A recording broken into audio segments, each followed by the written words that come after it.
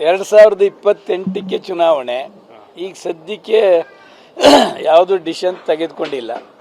2028ಕ್ಕೆ ಕ್ಷೇತ್ರದ ಮತದಾರ ಎಲ್ಲರನ್ನೂ ಕೂಗಿ ಒಂದು ಏನು ಮಾಡಬೇಕು ಅಂತೇಳಿ ತೀರ್ಮಾನ ಮಾಡಿ ಅವತ್ತು ತಗೊಳ್ತೀವಿ. ಇನ್ನು ಟೈಮ್ ಇದೆಯಲ್ಲ, ಇನ್ನೂ 2 ವರ್ಷ ಇದೆ. 2 ವರ್ಷ ಆದಮೇಲೆ ತೀರ್ಮಾನ ಮಾಡ್ತೀವಿ. ಈಗ ಅಡ್ಡ ಮತದಾನದೆಲ್ಲ ಆತ್ಮಾವಲೋಕನ ಮಾಡ್ಕೊಳ್ತಿದ್ದಾರೆ ಸರ್. ವಿಜೇಂದ್ರ ಅವರು ಹೇಳ್ತಾರೆ ಧರ್ಮಸ್ಥಳದಲ್ಲೇ ಇದು ಶಾಸಕಾಂಗ ಪರಿಷತ್ ಸಭೆ ಮಾಡೋಣ, ಆಣೆ ಪ್ರಮಾಣ ಮಾಡಿ ಅಂತ ಹೇಳ್ತಿದ್ದಾರೆ. ಆದ್ರೆ ಕೆಲವರು ಒಪ್ಕೊಳ್ತಾ ಇದ್ದಾರೆ. ನನಗೆ ಅಲ್ಲ, ಸುಮ್ಮನೆ ನಾನು ಹೇಳ್ತಕ್ಕಂಥದ್ದು, ಆರ್ ಅಶೋಕ್ರವರು ವಿಜೇಂದ್ರನ ಅಭ್ಯರ್ಥಿಯನ್ನು ಸೋಲಿಸ್ಬೇಕು ಅಂತಕ್ಕಂಥದ್ದು ಇರ್ಬೋದು. ವಿಜೇಂದ್ರ ಅವರು ಅಶೋಕರ ಅಭ್ಯರ್ಥಿಯನ್ನು ಸೋಲಿಸ್ಬೇಕು ಅಂತಕ್ಕಂಥದ್ದು ಇರ್ಬೋದು. ಅದರಿಂದ ಅಶೋಕು ಮತ್ತು ವಿಜೇಂದ್ರನ ಇಬ್ಬರು ಹೋಗಿ ಪ್ರಮಾಣ ಮಾಡಿಬಿಟ್ರೆ ಸಾಕು.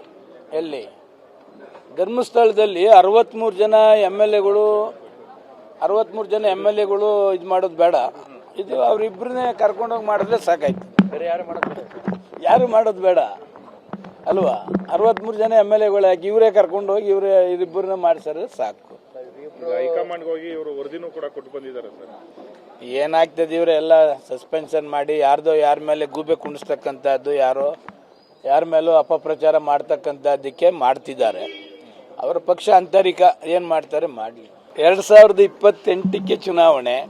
ಈಗ ಸದ್ಯಕ್ಕೆ ಯಾವುದು ಡಿಸಿಷನ್ ತೆಗೆದುಕೊಂಡಿಲ್ಲ.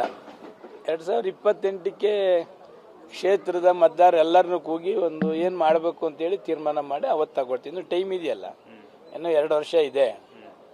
2 ವರ್ಷ ಆದಮೇಲೆ ತೀರ್ಮಾನ ಮಾಡ್ತೀವಿ. ಈಗ ಅಡ್ಡ ಮತದಾನದೆಲ್ಲ ಆತ್ಮಾವಲೋಕನ ಮಾಡ್ಕೊಳ್ತಿದ್ದಾರೆ ಸರ್. ವಿಜೇಂದ್ರ ಅವರು ಹೇಳ್ತಾರೆ ಧರ್ಮಸ್ಥಳದಲ್ಲೇ ಇದು ಶಾಸಕಾಂಗ ಪರಿಷತ್ ಸಭೆ ಮಾಡೋಣ, ಆಣೆ ಪ್ರಮಾಣ ಮಾಡಿ ಅಂತ ಹೇಳ್ತಿದ್ದಾರೆ. ಆದ್ರೆ ಕೆಲವರು ಒಪ್ಕೊಳ್ತಾ ಇದ್ದಾರೆ.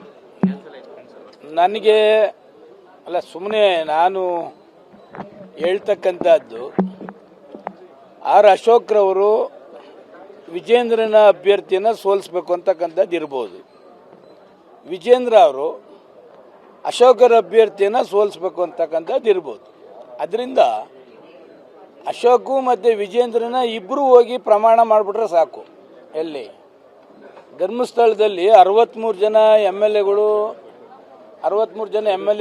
ಇದು ಮಾಡೋದು ಬೇಡ. ಇದು ಅವರಿಬ್ಬರನ್ನೇ ಕರ್ಕೊಂಡೋಗಿ ಮಾಡಿದ್ರೆ ಸಾಕಾಯ್ತು. ಬೇರೆ ಯಾರು ಮಾಡೋದು ಬೇಡ ಅಲ್ವಾ. 63 ಜನ ಎಮ್ ಎಲ್ ಎಗಳು ಯಾಕೆ ಇವರೇ ಕರ್ಕೊಂಡೋಗಿ ಇವರಿಬ್ಬರನ್ನ ಮಾಡಿಸಿದ್ರೆ ಸಾಕು. ಹೈಕಮಾಂಡ್ಗೆ ಹೋಗಿ ಇವರು ವರದಿನೂ ಕೂಡ ಕೊಟ್ಟು ಬಂದಿದ್ದಾರೆ ಸರ್.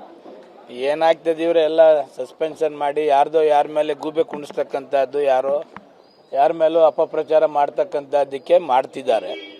ಅವರ ಪಕ್ಷ ಆಂತರಿಕ ಏನು ಮಾಡ್ತಾರೆ ಮಾಡಿ.